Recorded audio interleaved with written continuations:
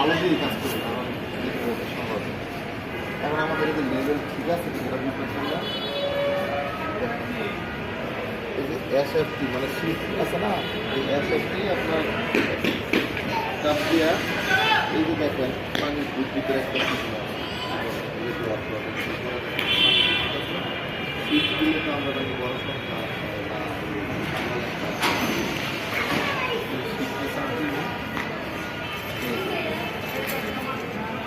মাঝখানে আর পুরোপুরি মাঝখানে নাই আর একটু আপনারা এটা নিজেরা বাইক করেন থেকে